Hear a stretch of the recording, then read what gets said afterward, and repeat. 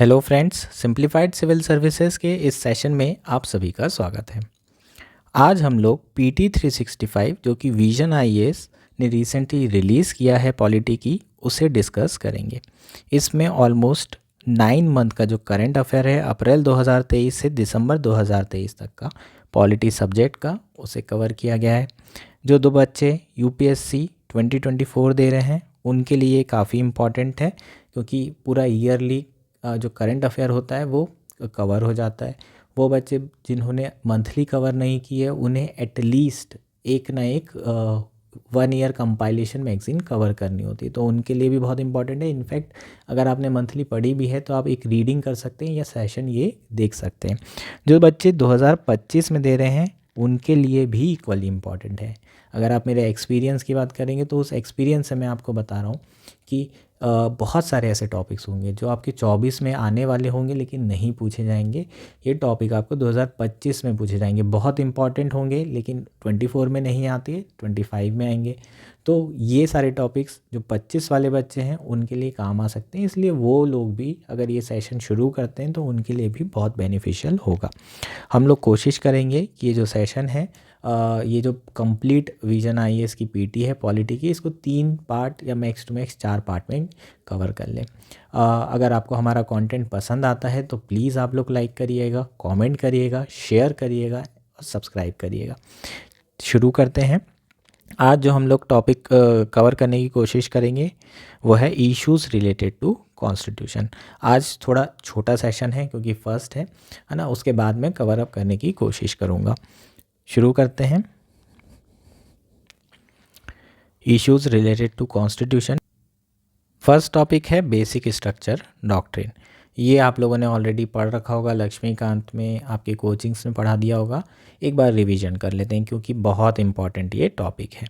ठीक, न्यूज़ में क्यों है? केशवानंद भारती जो केस है 1973 का, उसके 50 इयर्स कंप्लीट हो गए हैं और इसी केस के थ्रू ये बेसिक स्ट्रक्चर डॉक्ट्रिन प्रोपाउंड की गई थी। इसी केस के थ्रू बेसिक स्ट्रक्चर डॉक्ट्रिन का जन्म हुआ था। ठीक, तो शुरू करते हैं बेसिक स्ट्रक्चर डॉक्ट्रिन। उसके पहले थोड़ा बैकग्राउंड पढ़ेंगे, इवोल्यूशन की बात कर लेते हैं। 3 ऐसे जजमेंट हैं सुप्रीम कोर्ट के जिसे कोट किया जाता है जब भी बेसिक स्ट्रक्चर डॉक्ट्रिन के इवोल्यूशन की बात होती है। फर्स्ट है AK गोपालन केस 1950। ये ईयर भी याद रखना है, स्टेट के एग्जाम में आ जाएगा, UPPCS के लिए इंपॉर्टेंट है। ये किससे रिलेटेड था? प्रिवेंटिव डिटेंशन से। ठीक, नेक्स्ट है 1951 शंकरी प्रसाद case, 1965 Sajjan Singh case.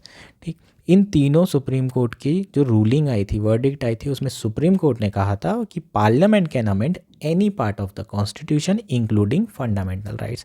Fundamental rights को भी अमेंड किया जा सकता है, इवन एब्रोगेट भी किया जा सकता है, हटाया भी जा सकता है। और ये पावर जो है कहाँ से आई है? 368 आर्टिकल। आप लोग जानते हैं 368 में प्रोसीजर दी है, स्पेशल मेजॉरिटी से पार्लियामेंट क्या कर सकती है? कॉन्स्टिट्यूशन को अमेंड कर सकती है, 2/3। ठीक, और must be greater than 272, 2/3 present and voting, ये याद रखिएगा। और दूसरा तरीका क्या है? कुछ प्रोविजंस के लिए हाफ ऑफ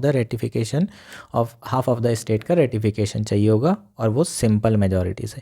ठीक है, तो ये प्रोसीजर हमें कहाँ है? 368 में दी है। सिंपल मेजॉरिटी से भी कुछ ऐसे प्रोविजंस हैं जो कि सिंपल मेजॉरिटी से भी जो है अमेंड किए जा सकते हैं, लेकिन इसे कॉन्स्टिट्यूशन अमेंडमेंट कंसीडर नहीं किया जाता है।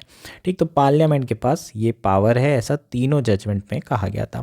उसके बाद 1967 में गोलकनाथ केस हुआ जिसमें 11 जज की जो बेंच स्ट्रेंथ थी वो बेंच बनाई गई और उसने वर्डिक्ट दी। उसकी जो वर्डिक्ट थी वो पुरानी वर्डिक्ट्स को रिवर्स कर दी उसने। और उसमें क्या कहा गया? Supreme court did not confer article 368 did not confer amending power to parliament. जो आर्टिकल 368 है वो कोई अमेंडिंग पावर नहीं देता, वो सिर्फ प्रोसीजर बता रहा है कि अमेंड कैसे किया जा सकता है। ठीक है, थोड़ा अजीब सा लगेगा पर यही जो है सुप्रीम कोर्ट ने कहा था। और उन्होंने ये भी कहा था कि fundamental rights can not be amended by parliament. Fundamental right तो ये अमेंड कर ही नहीं सकते। अब उस समय थी इंदिरा गांधी की गवर्नमेंट, एक्शन का रिएक्शन तो होना ही था। 1971 में उन्होंने कॉन्स्टिट्यूशन अमेंडमेंट एक्ट लाना शुरू किए। सबसे पहले क्या किया कि फंडामेंटल राइट्स क्या हैं, सिटीज़न के लिमिटेड हैं और पार्लियामेंट अमेंड कर सकती है किसी भी पार्ट ऑफ कॉन्स्टिट्यूशन को। 24th कॉन्स्टिट्यूशन अमेंडमेंट एक्ट में क्या किया गया, जो आर्टिकल 13 है उसमें constitution amendment is not a law, ये जो है चीज़ें ऐड की गई। आर्टिकल 13 के बारे में तो हम जानते ही हैं।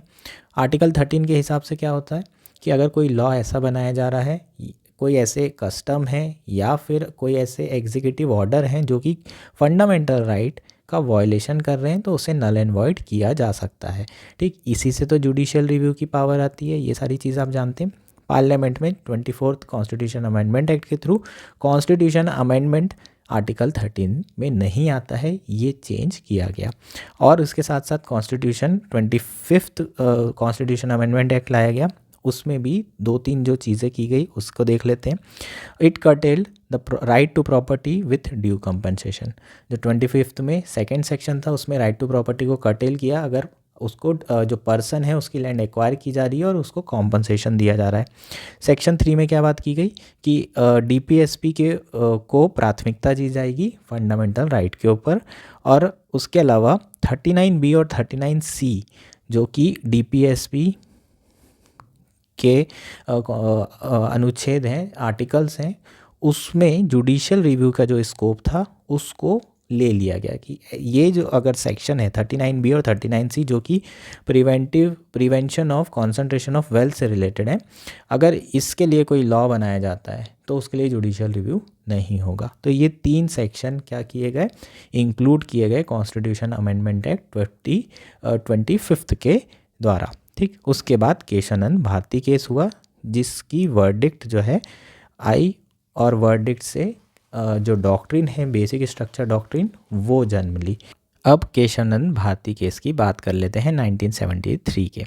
ठीक, बेसिकली जो ये केस था वो केरला लैंड रिफॉर्म एक्ट के अंदर जो केरला गवर्नमेंट ने लैंड एक्विजिशन किया था उसके अगेंस्ट में पेटिशन डाली गई थी। कहा गया था कि आर्टिकल 25, 26 और 31 का वायलेशन हो रहा है। और उस समय चूँकि गोलकनाथ केस में 11 जज की बेंच बनी थी, तो केशवानंद भारती में ऑब्वियसली उससे बड़ी स्ट्रेंथ की बनना चाहिए, तभी अगर जो भी डिसीज़न होगा वो एप्लीकेबल होगा, और अगर अपोजिट डिसीज़न है तो वो रिवर्स कर पाएगा।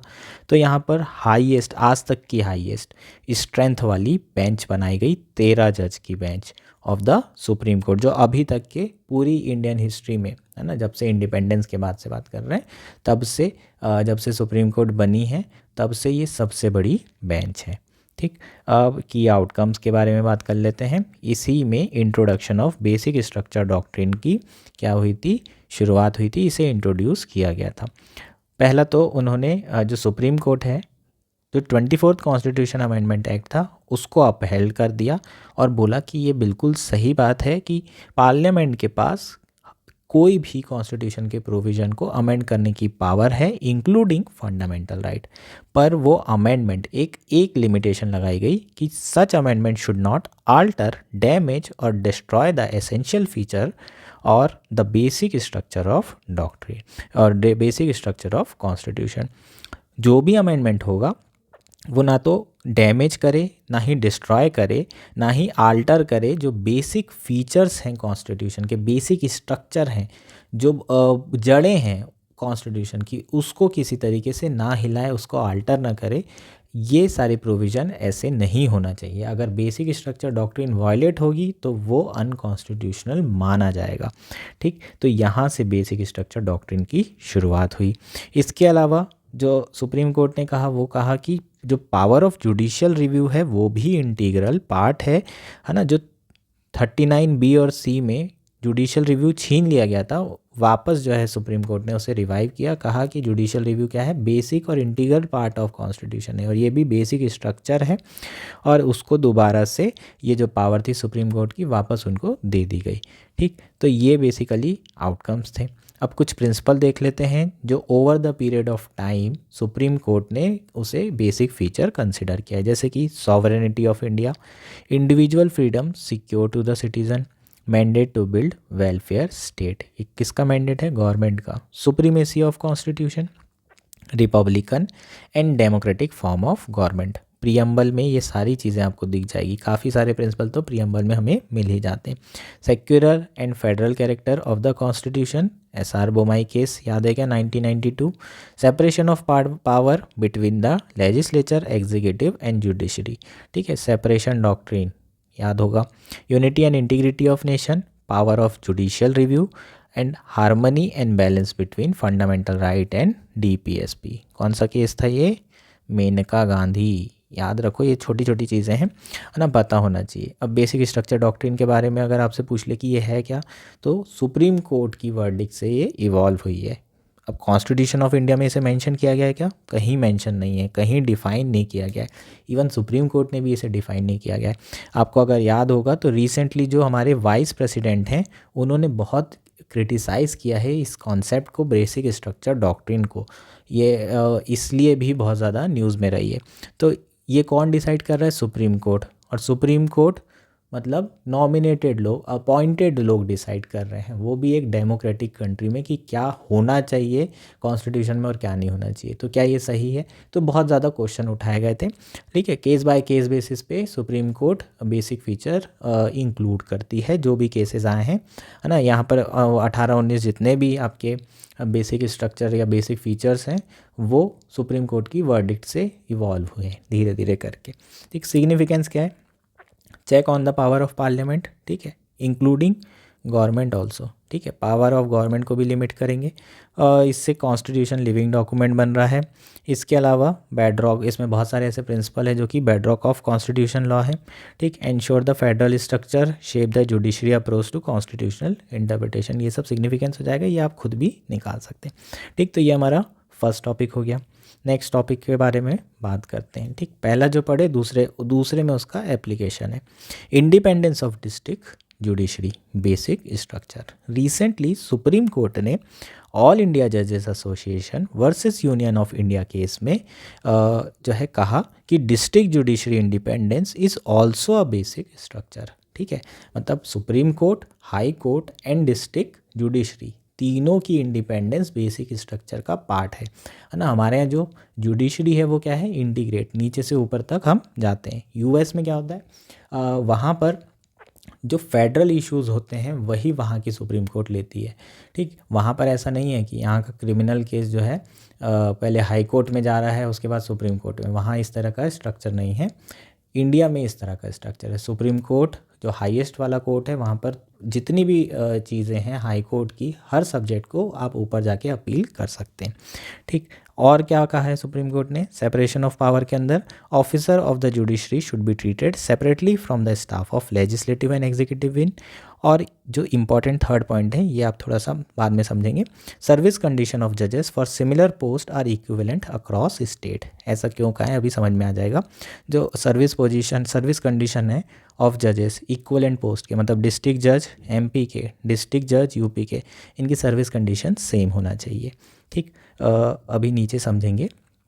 डिस्ट्रिक्ट जुडिशरी के बारे में बात कर लेते हैं। जो डिस्ट्रिक्ट जज होता है वो हाईएस्ट जुडिशियल अथॉरिटी होती है डिस्ट्रिक्ट में, ठीक। ये इंपॉर्टेंट पॉइंट बहुत ज़्यादा। Organisational structure, jurisdiction, nomenclature of subordinate judiciary are laid down by state. ये तीनों चीज़ जो है कौन डिसाइड करता है? स्टेट डिसाइड करती है। इसलिए इनके नाम भी आप देखेंगे तो अलग अलग होते हैं। ब्रॉडली अगर हम देखें तो 3 टायर स्ट्रक्चर देखने को मिलता है हाई कोर्ट के अंदर। ये सारी चीज़ें हाई कोर्ट जो है क्या करती है? अपने अंदर रखती है, ठीक है। कहीं ना कहीं हाई कोर्ट ही सबऑर्डिनेट कोर्ट को चला रहा होता है, पूरी तरीके से कंट्रोल कर रहा होता है। ये पॉइंट भी बहुत इंपॉर्टेंट है। Appointment, posting and promotion of district जजेस आर मेड बाय गवर्नर। कौन करता है? गवर्नर करता है, with the consultation of high court. जो गवर्नर है वो किसकी कंसल्टेशन से करेगा? हाई कोर्ट की, ठीक। अब इसका स्ट्रक्चर, जो सबऑर्डिनेट जुडिशरी है, लोअर जुडिशरी, उसका स्ट्रक्चर देख लेते हैं। इसको 2 भागों में डिवाइड किया गया है, सिविल साइड और क्रिमिनल साइड, ठीक है। तो जो सिविल केसेस होंगे वो सिविल साइड में डेल किए जाएंगे, और क्रिमिनल साइड में जो भी आप क्राइम कर रहे हैं मर्डर वर्डर टाइप के, वो क्रिमिनल साइड वाले कोर्ट में डेल किए जाते हैं। सबसे लोवेस्ट कौन सा होता है सिविल साइड में? मुंसिफ, उसके ऊपर सबऑर्डिनेट जज कोर्ट और ऊपर डिस्ट्रिक्ट जज कोर्ट, ठीक। अगर हम क्रिमिनल साइड में देखें, judicial magistrate court, chief judicial magistrate court और जो डिस्ट्रिक्ट पे होता है उसे हम सेशन कोर्ट बोलते हैं। ठीक है, जो भी इसमें जो जजेस होते हैं उनको डिस्ट्रिक्ट जज ही कहा जाता है। ठीक, तो ये हमारा नेक्स्ट आर्टिकल हो गया, नेक्स्ट टॉपिक हो गया। अगला बात करते हैं टॉपिक एब्रोगेशन ऑफ आर्टिकल 370। 2019 से न्यूज़ में है और अभी तक के इस पर ज़्यादा क्वेश्चन पूछे नहीं गए। ठीक, तो अभी सुप्रीम कोर्ट की जो कॉन्स्टिट्यूशनल बेंच बनी थी उनकी वर्डिक्ट आ गई है और उन्होंने अपहेल्ड कर दिया है यूनियन गवर्नमेंट का decision to repeal the special status of Jammu and Kashmir under article 370। 370 के अंदर क्या दिया गया था, स्पेशल स्टेटस प्रोविजंस थे जम्मू एंड कश्मीर को, उसको सरकार ने 2019 में रिवील किया था और इसको सुप्रीम कोर्ट ने अपहेल्ड किया।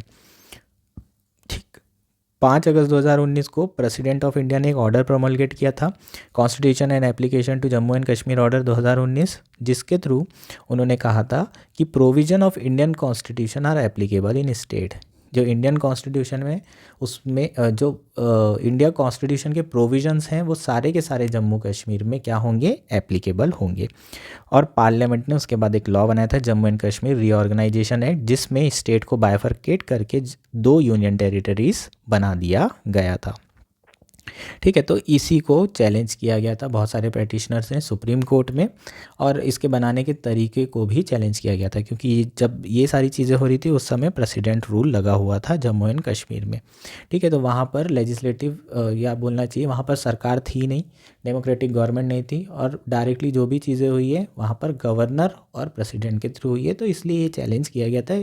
Manner of doing the repeal, manner of doing पे क्वेश्चन उठाया जा रहा था। ठीक है, जिस तरीके से सरकार ने इसे रिपील किया है उसके कॉन्स्टिट्यूशनलिटी पे भी सवाल उठाया जा रहा था। ठीक, अब जजमेंट की बात कर लेते हैं। सुप्रीम कोर्ट ने जो जजमेंट दिया है उसके पीछे की रीजनिंग की बात भी कर ली जाए। क्या रीजंस दिए हैं?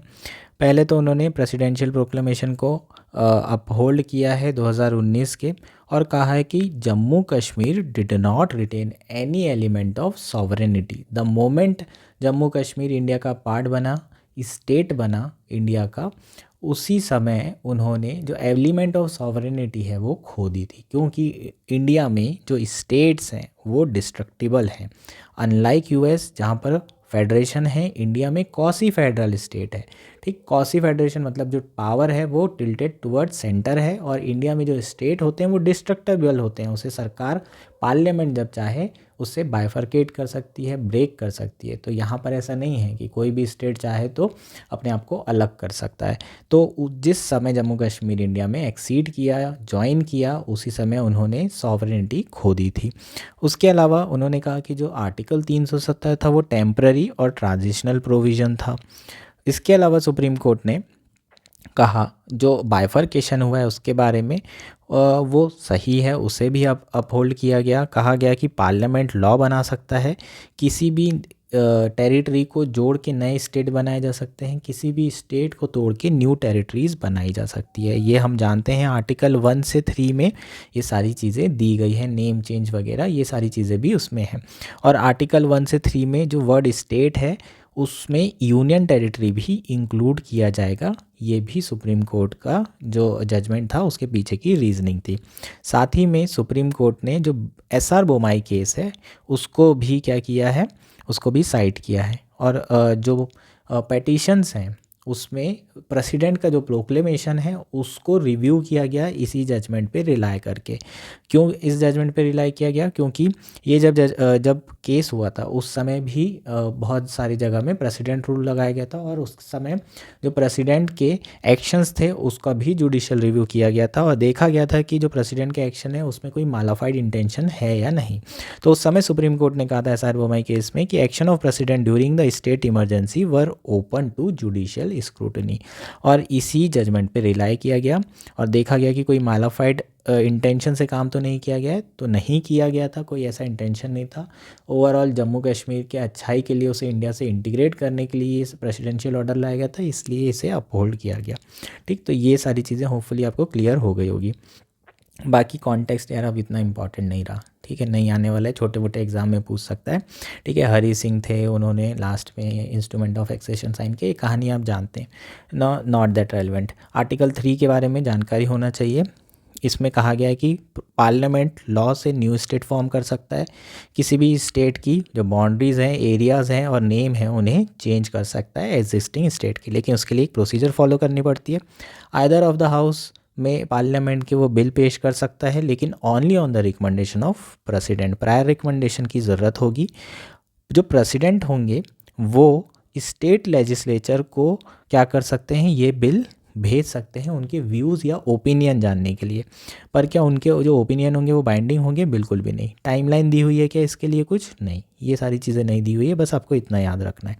ठीक, नेक्स्ट जो हमारा टॉपिक है उस भी बात करते हैं। National capital territory of Delhi amendment act 2023। ठीक है, तो अभी रिसेंटली एक अमेंडमेंट हुआ है NCT-D अमेंडमेंट एक्ट 2023। क्या है वो? इम्पॉर्टेंट उतना नहीं है, लेकिन एक बार पढ़ लेते हैं। चांसेस तो नहीं है पूछने के, लेकिन एक बार पढ़ना ज़रूरी है ना। गलती से आ गया तो फिर आप बोलोगे सर आपने पढ़ा ही नहीं। ठीक, तो मेन हाइलाइट्स क्या है अमेंडमेंट की, ये देख लेते हैं। It creates a new statutory authority, national capital civil service authority. ठीक, national capital civil service authority बनाई गई है अमेंडमेंट के थ्रू, जिसमें लिeutenant गवर्नर को रिकमेंडेशन दी जाएगी regarding transfer posting, vigilance and incidental matter. जो इससे रिलेटेड मैटर होंगे विजिलेंस और ट्रांसफ़र पोस्टिंग से, उसकी रिकमेंडेशन LG को कौन देगा? ये अथॉरिटी देगी, जो कि स्टैट्यूटरी है। इस अथॉरिटी का कंपोजिशन की बात करें, chief minister of Delhi as a chairperson रहेंगे, principal home secretary of government Delhi government as a member secretary रहेंगे, और chief secretary of Delhi government as a member रहेंगे। तो ये 3 मेंबर की कमेटी बनाई जा रही है, जिसमें chief minister of Delhi chairperson होंगे। जो बाकी 2 मेंबर हैं, principal secretary and chief secretary, इसका अपॉइंटमेंट सेंट्रल गवर्नमेंट करेगी और मेजॉरिटी से ही डिसीज़न लिया जाएगा। तो कहीं ना कहीं इसमें सेंट्रल गवर्नमेंट का है ना तरफ टिल्टेड वाली बॉडी है, तो जो भी चीज़ें होगी सेंट्रल गवर्नमेंट के हिसाब से ही होने वाली है। पावर ऑफ LG, थोड़ा सा जो डिस्क्रिशनरी पावर है उसको भी इसमें बढ़ा दिया गया है। कहा गया है कि जो फाइनली डिसीज़न होगा वो किसका होगा? LG का। मान लीजिए आपने रिकमेंडेशन की, LG ने रिकन्सिडरेशन करने के लिए कहा, लेकिन उसके बाद भी डिफरेंसेस आ रहे हैं, तो फाइनल डिसीजन किसका होगा? LG का ही होगा। नेक्स्ट पॉइंट है पावर ऑफ LG की बात कर लेते हैं। जो पावर्स LG को दी गई है, नॉर्मल पावर उनको दी गई है। जो स्टेट के जितने भी गवर्नर हैं उनके पास जो पावर है वो सारी की सारी LG के पास भी है। मतलब जहाँ पर उनको अपना विवेक का इस्तेमाल करना है, जहाँ उनको डिस्क्रिशन का यूज़ करना है, वो सारी पावर तो है ही। अगर वो किसी जुडिशियल या फिर क्वासी जुडिशियल फंक्शन को रोल अदा कर रहे हैं, एक्सरसाइज कर रहे हैं, वहाँ पर भी उनको डिस्क्रिशन दिया गया है और वहाँ पर भी उनके पास पावर है। लेकिन उसके अलावा भी जो दिल्ली लेजिस्लेटिव असेंबली है उसमें बहुत सारे ऐसे मैटर्स हैं जिसमें वो लॉ नहीं बना सकते। उस पर डायरेक्टली वो जितने भी मैटर्स होंगे उसमें सोल डिस्क्रिशन किसका होगा? LG का। तो यहाँ पर जो LG है उनकी ब्रॉडर पावर है जनरली बाकी गवर्नर्स के, अगर हम कंपैरिजन में बात करें। ऐसी यूनिक प्रोविजंस क्यों हैं, अभी आगे बात करेंगे तो समझ में आ जाएगा। नेक्स्ट पॉइंट क्या है? Disposal of matters by minister. तो कुछ ऐसे मैटर्स हैं जिसमें ऑर्डर निकालने के पहले मिनिस्टर को LG को पहले सबमिट करना पड़ेगा वो ऑर्डर। प्रायर आप उनसे ओपिनियन लेंगे और उसके बाद ही जो है ऐसे ऑर्डर इशू किए जा सकते हैं। उसमें कौन कौन से प्रपोजल इंक्लूड होंगे? Peace and tranquillity of Delhi, है ना, शांति से रिलेटेड। दूसरा, relation between union government and central government, supreme court and other state government, इससे रिलेटेड कोई ऑर्डर होता है तो summon prorogation and dissolution of legislative assembly and matter on which LG is to give an order in his sole discretion. तो ये सारी चीज़ें से रिलेटेड जो टॉपिक्स होंगे उसमें मिनिस्टर्स को LG के से होते हुए जाना पड़ेगा। तो ये अगर आप पर्टिकुलर ओवरऑल अगर हम बात करें तो जो अमेंडमेंट है उसमें पावर किसके तरफ टिल्टेड है? LG के तरफ टिल्टेड की गई है। ठीक, evolution of administration of Delhi government आप लोगों को जानकारी है। बस एक इंपॉर्टेंट पॉइंट बता दूं, 1952 में यहाँ पर लेजिस्लेटिव असेंबली क्रिएट की गई थी और CM भी था, लेकिन 1956 में इसे यूनियन टेरिटरी बना दिया गया। 1991 में 69 कॉन्स्टिट्यूशन अमेंडमेंट एक्ट के थ्रू यहाँ पर वापस लेजिस्लेटिव असेंबली रिवाइव की गई और उसी के हिसाब से अभी चल रहा है। और ये जो रिसेंट अमेंडमेंट एक्ट हुआ है, ठीक है, एक चीज़ इम्पॉर्टेंट ये है कि दिल्ली की जो लेजिस्लेटिव असेंबली है उनके पास 3 ऐसे मुद्दे हैं जो इनके पास में नहीं हैं, जिस पे लॉ नहीं बना सकते: पुलिस, पब्लिक ऑर्डर और लैंड।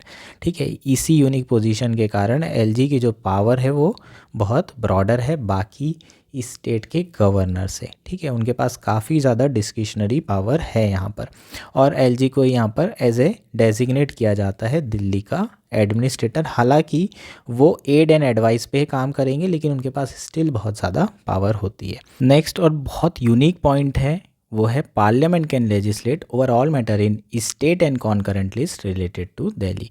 ठीक, पार्लियामेंट जनरली स्टेट की बात करें तो कॉन्करेंट लिस्ट में तो बना सकती है, स्पेशल केसेस में स्टेट लिस्ट में भी लॉ बना सकती है, लेकिन दिल्ली वाले केस में ये पावर दी गई है, ये यूनिक पावर है, इसको आपको याद रखना है।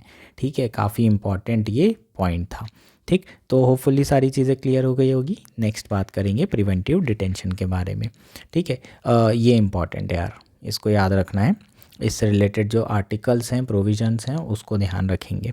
सुप्रीम कोर्ट ने रिसेंटली ऑब्जर्व किया है कि जो प्रिवेंटिव डिटेंशन लॉ हैं वो कॉलोनियल लेगेसी है, और इनका यूज़ कम से कम rarest of the rare cases में इस्तेमाल किया जाना चाहिए।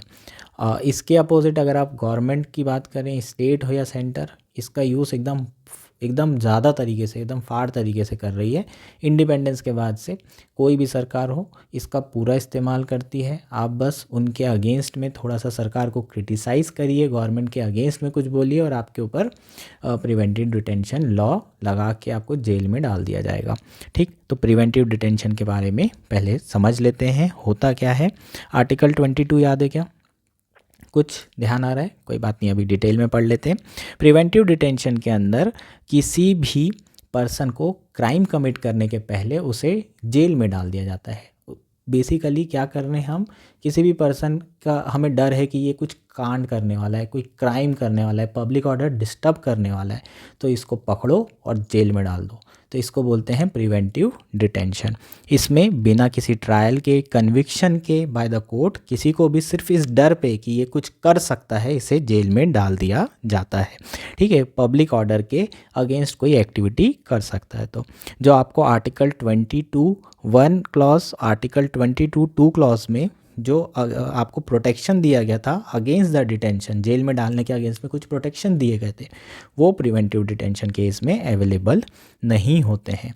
यूनियन लिस्ट में पार्लियामेंट को एक्सक्लूसिव राइट है under the defence, foreign affair and security of India related provision कि वो एक्सक्लूसिवली क्या कर सकते हैं, लॉ बना सकते हैं, प्रिवेंटिव डिटेंशन लॉ। ठीक, और कॉन्करेंट लिस्ट में भी इंक्लूडेड है। इसका मतलब स्टेट लेजिस्लेचर भी इसमें लॉज बना सकते हैं security of state, maintenance of public order के अंदर। ठीक, तो ये दोनों स्टेट गवर्नमेंट भी बनाती है और सेंट्रल गवर्नमेंट भी इसको बनाती है, और खूब धड़ाधड़ यूज़ भी कर रही है। अब एक बार प्रिवेंटिव डिटेंशन से रिलेटेड आर्टिकल हो जाए, ये इंपॉर्टेंट है यार, यही आपको पूछे जाएंगे। ज़्यादातर क्वेश्चन आपको आर्टिकल से ही आते हैं जो कॉन्स्टिट्यूशन में दिए हुए। 22(1) में क्या कहा गया है? किसी भी पर्सन को आप डिटेन नहीं कर सकते, कस्टडी में नहीं रख सकते without being informing of the ground of arrest. आप जब तक कि उसे बता नहीं देते कि आप उसे क्यों अरेस्ट कर रहे हैं, किस ग्राउंड पे अरेस्ट कर रहे हैं, तब तक कि आप उसको अरेस्ट नहीं कर सकते, और ना ही उसका जो राइट है टू कंसल्ट और to be defended by the legal practitioner, अगर उसे लॉयर चाहिए तो वो आपको लॉयर तुरंत देना होगा, ये उसका अधिकार है। आर्टिकल 22(2) में क्या कहा गया है कि every person who is arrested in custody shall be produced before magistrate with in 24 hours of such arrest. अगर आपको अरेस्ट किया जाता है तो आप मजिस्ट्रेट के पास आपको लेकर जाना होगा, आप जेल में नहीं रख सकते पुलिस वाले अपने पास।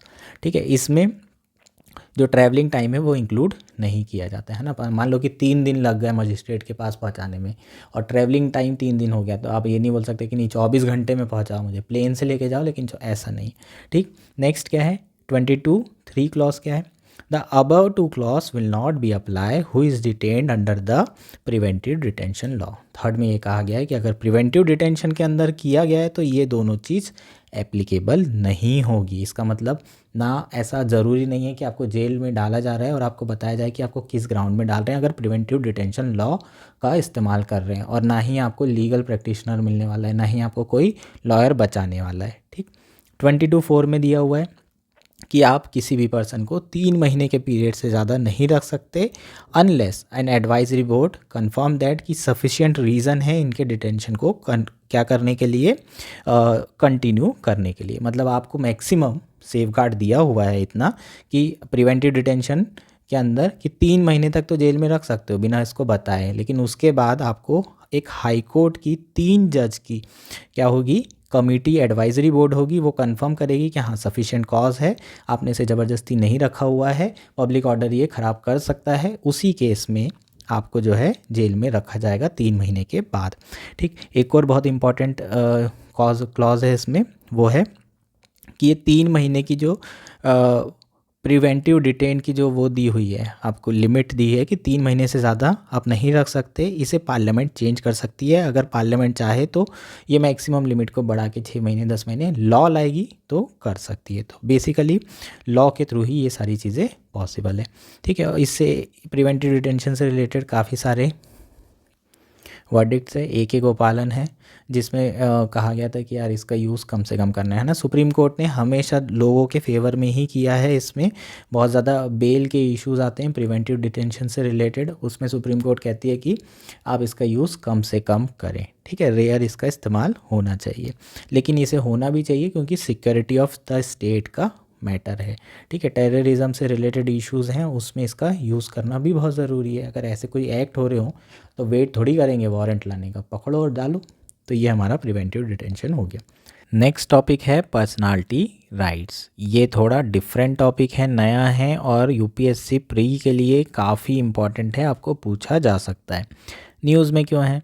रिसेंटली दिल्ली हाई कोर्ट ने एक फेमस बॉलीवुड एक्टर अनिल कपूर को पर्सनालिटी राइट्स प्रोटेक्शन प्रोवाइड किए गए हैं from the misuse by the third party. Personality right होते क्या हैं? पर्सनालिटी क्या होती है ये तो आप जानते हैं, फिर भी मैं आपको बता देता हूँ। पर्सनालिटी में क्या क्या चीज़ें इंक्लूड की जाती है? नेम, वॉइस, सिग्नेचर, इमेजेस या फिर ऐसे कोई भी फीचर जो कि आपकी पर्सनालिटी को डिफाइन करते हैं, ऐसे कोई भी मार्कर्स, वो सारे क्या आएंगे? आपकी पर्सनालिटी में आएंगे। और आपके इन्हीं फीचर्स पे आपका कंप्लीट राइट होता है, अधिकार होता है, उसी को हम क्या बोलते हैं? Personality right. इसमें आपकी पर्सनालिटी को प्रोटेक्ट करने के अधिकार होते हैं under the right to privacy, article 21 supreme court Puttaswamy case. और दूसरा क्या है? Under right to property. Property के अंदर और राइट टू प्राइवेसी के अंदर आपको पर्सनालिटी राइट दिए जाते हैं। इंडिया में अगर पर्सनालिटी राइट से रिलेटेड प्रोविजंस की बात करें तो एक भी ऐसा प्रोविज़न नहीं है जो डायरेक्टली एक्सप्रेसिटली मेंशन करता है पर्सनालिटी राइट को। ये वर्ड इंपॉर्टेंट है, इस तरह के वर्ड यूज़ होते हैं, है ना। डायरेक्टली कहीं पर मेंशन नहीं है किसी भी लॉ में, लेकिन ये अगर हम इसके ट्रेसेस देखें तो किसके अंदर आता है? राइट टू प्राइवेसी और राइट टू प्रॉपर्टी के अंदर। इसके 2 कंपोनेंट हुए। ठीक है, पहला क्या है? Right to publicity. Right to publicity में किसी की भी इमेज को, है ना, और उसकी लाइकनेस को कमर्शियली एक्सप्लॉइट नहीं किया जा सकता विदाउट परमिशन। ठीक है, और ये जो है कौन से लॉज से गवर्न होता है? ये राइट टू पब्लिसिटी है ट्रेडमार्क एक्ट 1999 और कॉपीराइट एक्ट ऑफ 1957। तो इसमें भी कहीं ना कहीं पर्सनालिटी की बात की जा रही है। किसी भी पर्सन की इमेज उसकी पर्सनालिटी से तो होगी, तो अगर आप उसकी जो इमेज है उसका गलत इस्तेमाल नहीं कर सकते, इसका मतलब उसकी पर्सनालिटी का गलत इस्तेमाल नहीं करते, तो indirectly personality right trademark act और कॉपीराइट एक्ट के अंदर आ सकता है। ठीक है, लेकिन ये डायरेक्टली मेंशन नहीं है। दूसरा क्या है? राइट टू प्राइवेसी के अंदर article 21 of the constitution पुट्टा Swami case पे जो है राइट टू प्राइवेसी डिक्लेयर किया गया था एज अ फंडामेंटल राइट। तो इसमें भी किसी भी पर्सनालिटी की जो किसी भी पर्सन की जो पर्सनालिटी है उसको पब्लिकली यूज़ नहीं किया जा सकता विदाउट हिज कंसेंट और परमिशन। ठीक, पॉस्थमसली पर्सनालिटी राइट्स दिए गए हैं under the emblems and name prevention of improper act 1950।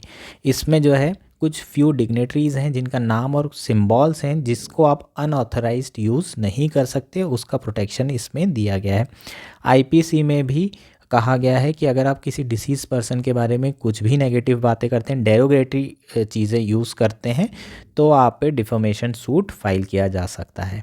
अगर आप इंटरनेशनल कन्वेंशन की बात करें तो पर्सनालिटी राइट्स अंदर इंटरनेशनल कन्वेंशन में भी ऐसा कोई एक्सप्लिसिटली कन्वेंशन नहीं बनाया गया है for the protection of publicity rights to date. ठीक, लेकिन सर्टेन पब्लिसिटी राइट्स जो है डिराइव किए जा सकते हैं कुछ कन्वेंशन से, रोम कन्वेंशन से किए जा सकते हैं, ट्रिप्स से किए जा सकते हैं। ट्रिप्स एग्रीमेंट 1994, WTO, रोम जो कन्वेंशन है वो बेसिकली परफॉर्मर राइट्स को प्रोटेक्ट करता है, ब्रॉडकास्टिंग राइट को प्रोटेक्ट करता है, फोनोग्राम प्रोड्यूसर राइट को प्रोटेक्ट करता है। ठीक, और इसके अलावा WIPO performance and phonograms treaty, इसके अंदर भी हम लोग इनडायरेक्टली, है ना, पब्लिसिटी राइट से डिराइव कर सकते हैं पर्सनालिटी राइट। प्रोविजंस आर्टिकल, ठीक है, ये सारी चीज़ें क्लियर है। ठीक, रिसेंटली बॉम्बे हाई कोर्ट ने कहा था कि किसी और की इमेज आप यूज़ नहीं कर सकते, वो दूसरे का नाम यूज़ नहीं कर सकते इस, और उनकी कंसेंट के बिना, स्पेशली प्राइवेट इमेजेस हैं तो। ठीक, ये सब काय में आ जाएगा, आपका पर्सनालिटी राइट्स में आ जाएगा। नेक्स्ट टॉपिक क्या है? Hate speech. ये हर साल की विजन में होता है और हर बार UPSC में नहीं आता है, पता नहीं इस बार आ जाए। हेट स्पीच के बारे में सुप्रीम कोर्ट ने रिसेंटली कहा है कि इस प्रॉब्लम का कोई ना कोई लॉन्ग टर्म सॉल्यूशन निकालने की बहुत ज़्यादा ज़रूरत है। हेट स्पीच और इंडिया में जो इलेक्शन है उसका बहुत ज़्यादा करीबी क्या है, संबंध है। दोनों एक दूसरे से काफ़ी जुड़े हुए हैं। इलेक्शन आता है, हेट स्पीच आती है, हेट स्पीच इलेक्शन, और ट्विटर पे तो यार डे नाइट चल रहा है, इलेक्शन की भी ज़रूरत नहीं है, एक दूसरे को गाली दे रहे हैं, रुक नहीं रहे हैं कमेंट सेक्शन में एनोनिमिटी के साथ, और अब तो डरते भी नहीं हैं, एनोनिमिटी के बिना भी गालियां दिए जा रहे हैं, हेट स्पीच चल रही है। हेट स्पीच की बात करें तो इंडिया में किसी भी ऐसा लॉ में इसे डिफ़ाइन नहीं किया गया है, कोई ऐसा लॉ नहीं है जहाँ पर इसे डिफ़ाइन किया गया हो। ठीक, लेकिन इसे अगर हम डिफाइन करना चाहें तो generally it refers to incitement to hatred primarily against a group of person. Incitement मतलब एनकरेज करना किसी के अगेंस्ट वायलेंट वे में। हेट्रेड, हेट्रेड मतलब क्या है? Absolute disliking. ठीक है, इट्स अ इमोशन, आप बहुत स्ट्रांगली किसी को पसंद नहीं करते हैं तो एकदम एक्सट्रीम वर्जन अगर होगा उस डिसलाइकिंग का तो उसे हेट कहा जाएगा।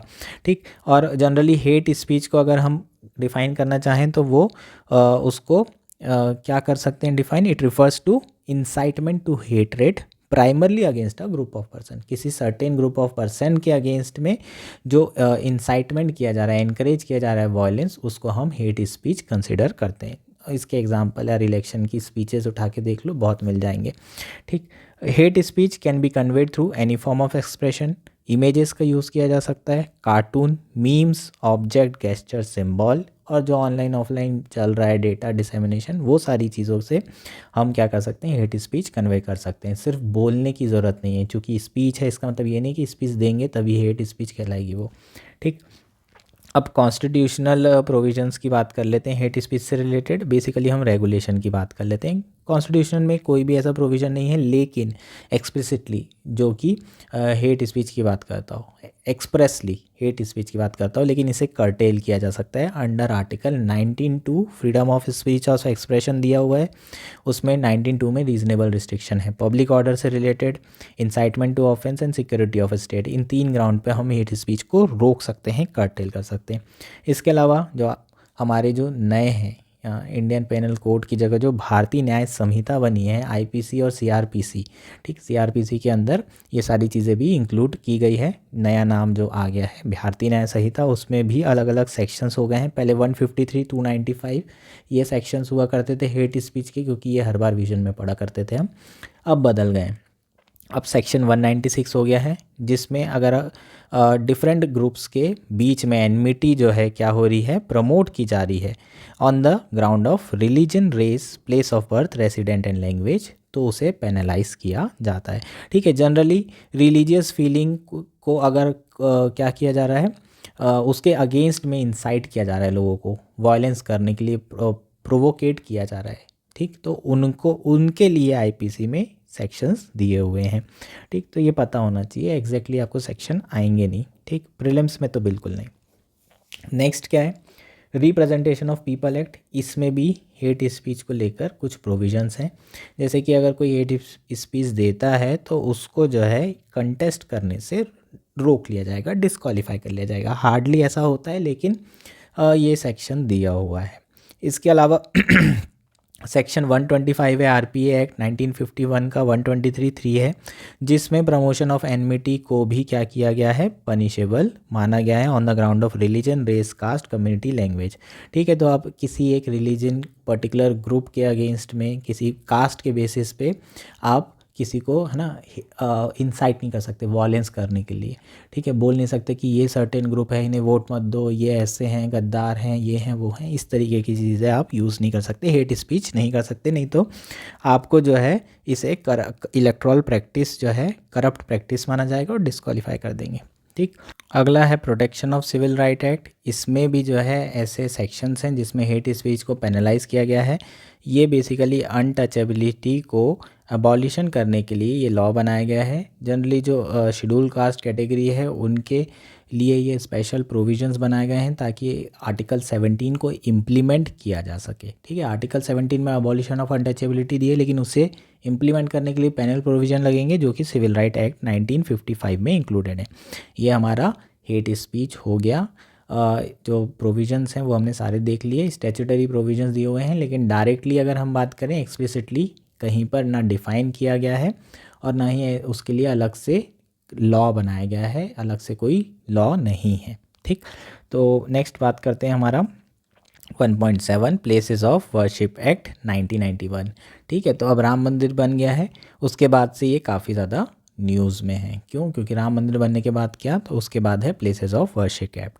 ठीक, सुप्रीम कोर्ट ने रिसेंटली क्या कहा है कि ब्लैंकेट बैन नहीं लगा सकते। जो वर्शिप एक्ट है उससे रिलेटेड जो प्लीज़ आ रही हैं, जो लिटिगेशन लगाई जा रही है इस एक्ट के ऊपर, उस पर हम स्टे नहीं लगा सकते। अब इस एक्ट में ऐसा क्या कहा गया है इसको समझ लेते हैं।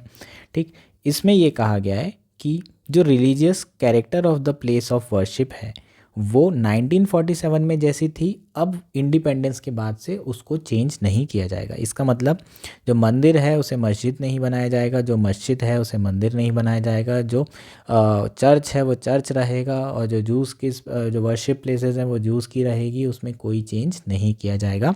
ऐसा इस एक्ट में डिक्लेयर किया गया है। इंडिपेंडेंस की जो डेट है 15 अगस्त 1947, उस समय जो कैरेक्टर है वही कैरेक्टर रहने वाला है प्लेसेस ऑफ वर्शिप का।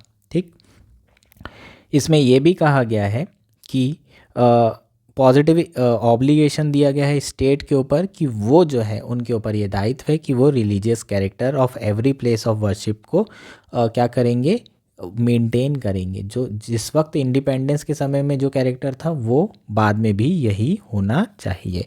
ठीक है, उसे बदला नहीं जाएगा। इसके अलावा ये भी डिक्लेयर किया गया था कि जो भी सूट्स, अपील और कोई भी प्रोसीडिंग चल रही है regarding converting the character of places of worship which are pending before any court or any authority on August 15, 1947, ये जो है जैसे ही लॉ बनेगा ये सारी जितनी भी अपील्स हैं ये ऑटोमेटिकली क्या हो जाएगी, खारिज हो जाएगी, ये ख़त्म हो जाएगी। लेकिन इसमें अब आप बोलोगे कि राम मंदिर बनाया गया तब तो वर्शिप ऑफ प्लेस चेंज किया गया, तो कुछ एक्सेप्शंस दिए थे, जैसे कि अयोध्या वाला जो मुद्दा था वो इसको एग्जम्प्ट किया गया था इस एक्ट में। और एक्ट एप्लीकेबल कहाँ नहीं होगा, Monuments and site covered by Ancient Monument and Archaeological Site and Remain Act of 1958। ठीक है, तो जितनी भी मोनूमेंट साइट कवर्ड की जा रही है इस एक्ट के अंदर, उसमें ये सारी चीज़ें क्या नहीं होगी, इंक्लूडेड नहीं होगी। और any dispute that has been finally settled और डिस्पोज्ड ऑफ, अगर कोई डिस्प्यूट है जो कि सेटल्ड हो चुका है तो उसमें भी है ना वापस उसे, ऐसा नहीं है कि ये एक्ट लाया तो अब वापस उसका कैरेक्टर बदल रहे हैं। ठीक, तो अगर कोई डिस्प्यूट सेटल हो गया तो ये सारी चीज़ें क्या नहीं होगी, चेंज नहीं होगी, एग्जम्पशंस दिए गए हैं।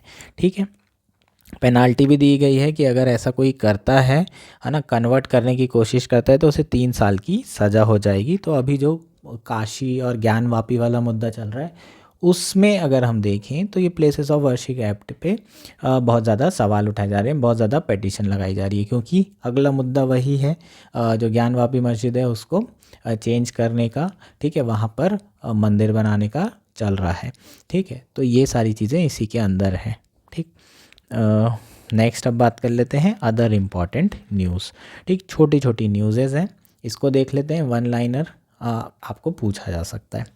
8 शेड्यूल ऑफ कॉन्स्टिट्यूशन किससे रिलेटेड है यार, ऑफिशियल लैंग्वेज, 22 ऑफिशियल लैंग्वेज है, रिसेंटली जो ओडिशा कैबिनेट है उन्होंने प्रपोज किया है कोई लैंग्वेज को 8th शेड्यूल में इंक्लूड करने के लिए।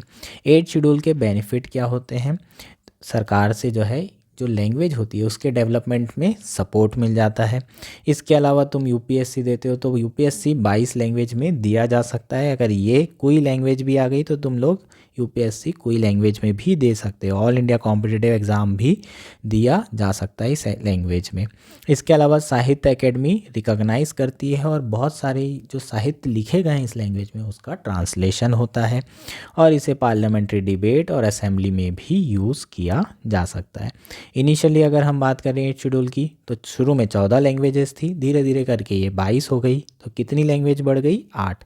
ये छोटे छोटे पॉइंट्स हैं, याद रखिए। सिंधी सबसे पहले ऐड की गई 1967 में 21वें अमेंडमेंट से। फिर 3 भाषाएं 71st अमेंडमेंट से की गई, कोंकणी, मणिपुरी और नेपाली। और 1992 में हुआ था। और 2003 का जो 92nd अमेंडमेंट था उसमें 4 लैंग्वेज, ये याद रखो यार, Santhali, Dogri, Maithili and Bodo. Total 22 language है। नेक्स्ट बात करते हैं 9th schedule of the constitution की। प्राइम मिनिस्टर कौन थे जब 9th शेड्यूल इंट्रोड्यूस हुआ? नेहरू जी। ठीक है, तो इसको ऐड कैसे किया गया? फर्स्ट कॉन्स्टिट्यूशनल अमेंडमेंट से। और मेनली जो लैंड रिफॉर्म्स हो रहे थे उस समय उसको इम्प्लीमेंट करने के लिए ये आर्टिकल 31B में जो है चीज़ें ऐड की गई, 9th शेड्यूल लाया गया। 9th शेड्यूल का क्या बेनिफिट था? अगर आपने 9th शेड्यूल में कोई एक्ट जो है डाल दिया, चाहे वो स्टेट गवर्नमेंट का एक्ट हो या सेंट्रल गवर्नमेंट का, ठीक है, उसके लिए कॉन्स्टिट्यूशन अमेंडमेंट करना पड़ता है, ये याद रखिएगा, 2/3। ठीक, तो अगर ये एक्ट आपने 9th शेड्यूल में डाल दिया तो it can not be challenge in court और even if it violates the fundamental right. अगर वो वॉयलेशन ऑफ फंडामेंटल राइट भी कर रहा है तो भी जो है इसे चैलेंज नहीं किया जा सकता सुप्रीम कोर्ट में। तो ये सीधे सीधे जुडिशियल रिव्यू क्या कर रहा है? छीन ले रहा है।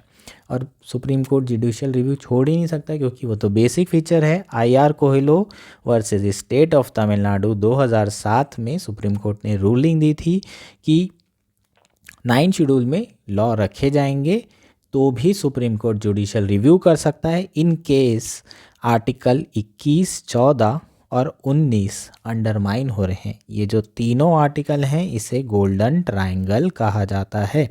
21, 14 और 19 आपको ये भी ध्यान रखना है। नेक्स्ट बात करेंगे right to silence. Recently news में क्यों है? All accused have a right to silence and investigator can not force them to speak up and admit guilt. ठीक है, सुप्रीम कोर्ट ने ये कहा है कि जितने भी एक्यूज्ड हैं, जब तक के, है ना, एक्यूज्ड का मतलब जिन पे आरोप लगाया गया है, उन्हें शांत रहने का अधिकार है। वो चाहें तो बोलें, ना चाहें तो ना बोलें। इन्वेस्टिगेटर उन्हें ज़बरदस्ती बोलने के लिए या फिर ओन करने के लिए नहीं कह सकता कि ये क्राइम तुमने किया है ना। और ये चीज़ें आपको याद आ रही होगी आर्टिकल 20 में, है ना, आप खुद जो है विटनेस नहीं हो सकते, ये प्रोविजंस हैं। कुछ याद आ रहा है? ठीक है, तो ये कहाँ से इमेनेट हुआ है, कहाँ से जो है इसके ट्रेसेस देखने मिलेंगे हमें? आर्टिकल 23 से। ठीक है, खुद के अगेंस्ट में आपको कंपेल नहीं किया जा सकता विटनेस बनाने के लिए। लेकिन आपको एक चीज़ का याद रखना पड़ेगा, ये जो प्रोटेक्शन है केवल क्रिमिनल प्रोसीडिंग्स के लिए ही किया गया है। मतलब आपने ऐसा कुछ क्राइम किया है जिससे जो कि सिविल ऑफेंस नहीं है, क्रिमिनल ऑफेंस है, तभी जो है आपको ये प्रोटेक्शन प्रोवाइड किया जाएगा। अगर ये प्रॉपर्टी का लफड़ा है ना, तो आपका वीडियो बना के या फिर आपने ओन कर लिया अपनी गलती, तो ये आपको प्रोटेक्शन नहीं मिलता है। आपने अगर गिल्ट कर लिया, अपना एडमिट कर लिया गिल्ट को, तो तुरंत आपको जेल कर दी जाएगी। वैसे सिविल में तो जेल होती नहीं है, थोड़ा बहुत पैसा वैसा लगता है, ज़्यादा हार्डली सिविल जो ऑफेंसेस होते हैं उसमें आपको जेल होती है। ठीक, नेक्स्ट क्या है? The right is not available to a person being interrogated under the Custom Act 1962, FEMA Act 1999, since the person is not accused of offense and isn't entitled to a lawyer. ठीक, similarly ये जो right है custom act 1962 और FEMA 1999 के अंदर अगर interrogation हो रहा है तो आपको नहीं मिलेगा। अरे यार, तुम लोग कस्टम, है ना, एयरपोर्ट से आ रहे हो और तुम्हें पकड़ के पूछा जा रहा है, इंटरोगेशन किया जा रहा है, तो वहाँ साइलेंस नहीं रख सकते। वहाँ पर ऐसा है कि आपको निकाल के बताना पड़ेगा कि ये जो आईफोन लेकर आए हो उसमें कितना पैसा दिए हो वहाँ पर, और यहाँ पर तुम्हें टैक्स लगाया जा रहा है। कुछ भी ज्वेलरी ला रहे हो, स्मगलिंग कर रहे हो, तो बोलना पड़ेगा। ऐसा नहीं है कि यहाँ पर आप चुपचाप रहेंगे, बिल्कुल नहीं। ठीक, लेकिन पुलिस स्टेशन में कंपेल नहीं किया जा सकता है, ये तो कंफर्म है। सुप्रीम कोर्ट ने अलग अलग रूलिंग में ये कहा है। एक यहाँ पर रूलिंग दी गई है नंदिनी सतपथी वर्सेस पीएल दानी के, इसमें सुप्रीम कोर्ट ने क्लियर कट कहा है कि पुलिस स्टेशन में बुलवाने की एक लिमिट है। आप मारपीट करके ज़बरदस्ती खुद पर्सन को, एक्यूज़ को विटनेस नहीं बना सकते, कंपेल नहीं कर सकते कि वो खुद के अगेंस्ट सेल्फ इंक्रीमेट करे, खुद को जो है बोले कि हाँ मैंने ही क्राइम किया है। भाई इतना मार दिए कि अब वो खुद ही मान ले रहा है। नेक्स्ट है reservation for locals in private sector. Recently Haryana state employment of local candidate act Haryana government ने बनाया था 2020 में, जिसमें प्राइवेट सेक्टर जॉब्स में रिजर्वेशन प्रोवाइड किया गया था लोकल लोगों को। रिजर्वेशन कितना था? 75%। लेकिन एक जो है कंडीशन लगाई थी, वो थी 30,000 से नीचे की जॉब होना चाहिए। इसका मतलब जितनी भी जॉब्स होंगी जो 30,000 से कम की है, उसमें लोकल के 75% को लेना पड़ेगा according to this act. Of course ये पेटिशन जानी थी, चैलेंज होना था। हाई कोर्ट ने, पंजाब और हरियाणा के जो हाई कोर्ट हैं, उन्होंने इसको क्वैश कर दिया। क्या कहा? अनकॉन्स्टिट्यूशनल है, it's a violation of fundamental right, part 3, article कौन सा याद करो? 19। याद है क्या? हर पर्सन को अधिकार होता है, वो देश के किसी भी कोने में जाके ट्रेड कर सकता है, काम धंधा सब कुछ कर सकता है। याद आ रहा है क्या? ठीक, तो ये आर्टिकल 19 का वायलेशन हो गया। कोर्ट ने ये भी कहा कि कॉन्स्टिट्यूशनल मोरालिटी को भी वायलेट कर रहा है। कॉन्स्टिट्यूशनल मोरालिटी क्या होती है? अरे जो वैल्यूज़ दी हुई है कॉन्स्टिट्यूशन में, है ना, उसे कॉन्स्टिट्यूशनल मोरालिटी कहा जाता है। फंडामेंटल प्रिंसिपल्स है जिसका हमेशा फॉलो करने की ज़रूरत है। सुप्रीम कोर्ट ये वर्ड बहुत ज़्यादा यूज़ करता है अपनी रूलिंग में। ठीक है, एक बार देख लेना, इससे रिलेटेड भी चीज़ें आ सकती हैं। इसके अलावा स्टेट जो है, हाई कोर्ट ने यह भी कहा है कि state can not discriminate against the individual just because कि वो इस स्टेट का नहीं है। इसका मतलब ये नहीं कि कोई भी जो स्टेट गवर्नमेंट होगी वो किसी भी पर्सन के अगेंस्ट में क्या कर सकता है? डिस्क्रिमिनेशन कर सकता है। नेक्स्ट क्या है यार?